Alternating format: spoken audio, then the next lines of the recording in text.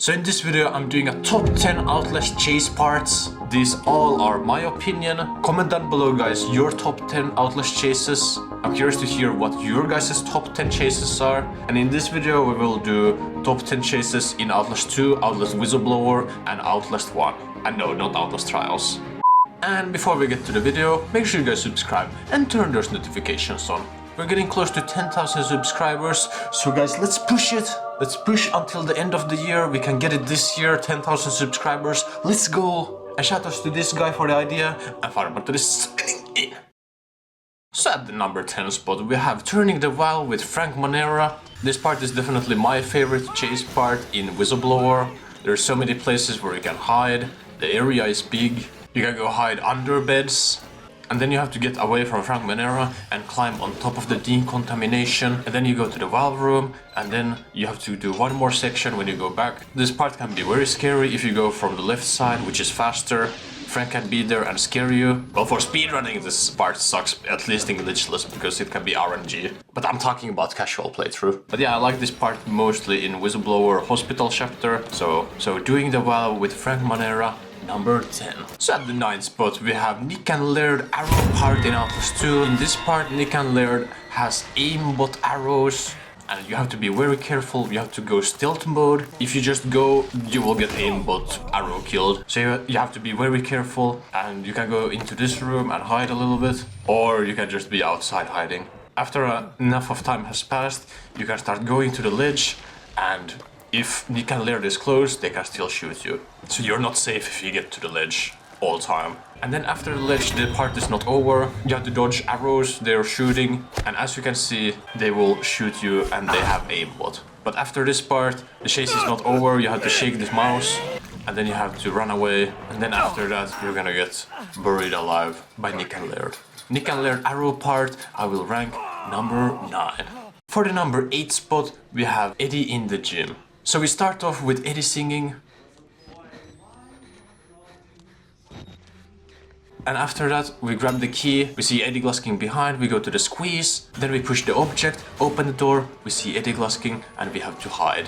And then we go into this room, and then we're hiding. I just like this part because there's so many places where you can hide and juke around with Eddie. Eddie's beautiful singing, beautiful quotes. I just like this part a lot. There's also a locker room, a bunch of lockers you can hide from Eddie, a big gym, and when you're getting close to the vent, where you're about to escape Eddie, and if Eddie sees you, he will run fast after you, like this. Anyway, after that, you go put the key in the door, and then the Eddie cutscene happens. And this part is just nostalgic for Whistleblower, and I will rank this number 8.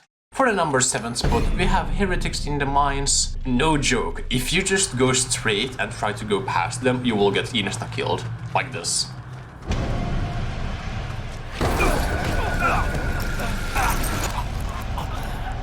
So you have to actually go back and hide before they're out of the way. But I like this part a lot because there's a lot of different paths you can take that you probably have never seen before. A lot of squeeze parts, a lot of barrels where you can hide at. But yeah, just look at this part. You can just go here. Did you even know you can go here? But yeah, anyway, you get past these guys, you get to the cart, and then you glitch.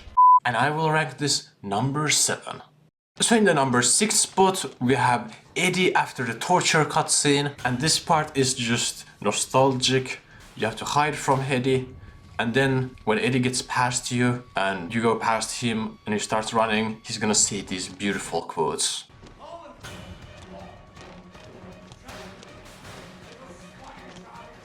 The best part about these quotes are Schweinisch eyes. I love that quote, Schweinisch eyes.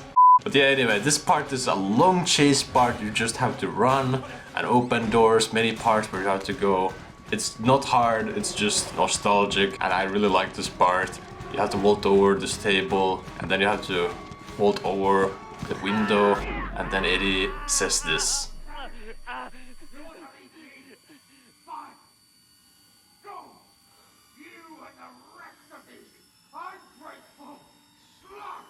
And I just love this part. I'm gonna rank this number 6.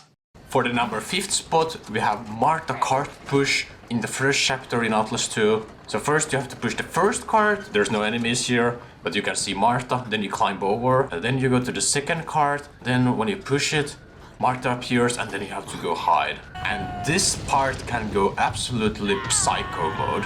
And if Martha does this, you're just gonna have to run around as a chicken. And this part can be very psycho. You can run in so many parts. Martha will be right behind you all the time. You have to push the cart. Like, it's very stressful. Here's a clip of me stressing out in 2020. Ah, shit! Oh my god. But yeah, this part can be very stressful. My favorite Outlast 2 part by far, and I will rank this number 5. So in the number 4 spot, we have the basement guy, the basement part in Administer block, and this just has to be in the top 4 because this part is very nostalgic. The basement is actually quite big. You have to turn on 2 generators and then turn a lever on. So after you have turned the first generator, the guy starts bashing the door, and by that you probably have found the second generator, and then you have to start hiding, waiting for the guy to go away, and then you start going, go turn the lever. In the room where the guy comes from, there's a bunch of rooms where you can hide.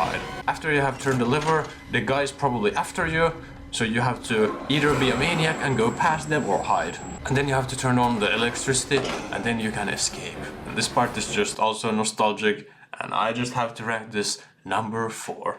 For the third spot of this video, we have the female ward fuse guy. This part is a big area. You have to get 3 fuses and it's very dark, so you have to be careful with your night vision. And the fuse guy hits pretty fast and is pretty fast, so you have to be very careful. There's also this guy in this room. If you go close to him, he can hit you. And with the fuse guy and that guy being there, it can be very hard. And it's just cool that you can already put the fuses in. You can go hide here. The enemy AI doesn't notice you at all. Then you can put all the fuses and get the key. And after you have got the key, there's also a chase part. But this chase part is lame because you're fast enough to not even see him at all. Then you open the door with the key to get to the 3rd floor. And I just love this part, and I will rank this number 3.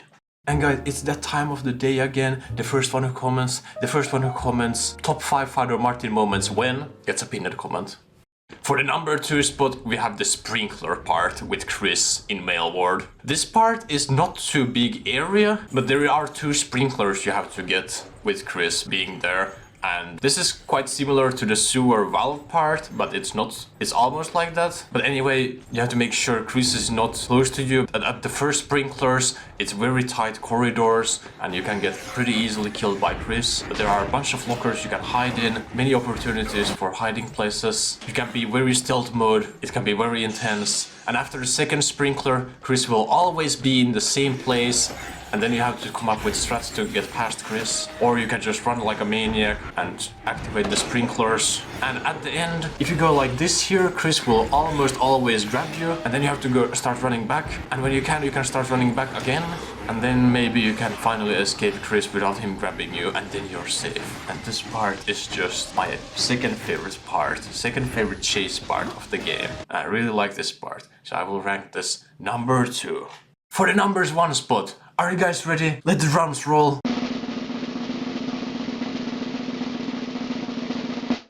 The valve part in the sewers with Chris. Now this part is personally my favorite chase part in the Outlast series. This part just brings back memories. Literally the first time I dreamed about Outlast, it was about this part, something about sewers, there's boxes, there's places where you can hide, there's lockers. This part is just amazing. I just love this part. I just love the layout of this part. It's just amazing. Like hiding from Chris and all this, it's just so good. And also in this part, every time you have activated the second valve, Chris will be in the same place. When you go at this part, you trigger Chris and then you can just go crouch and go and escape him and go to the ladder.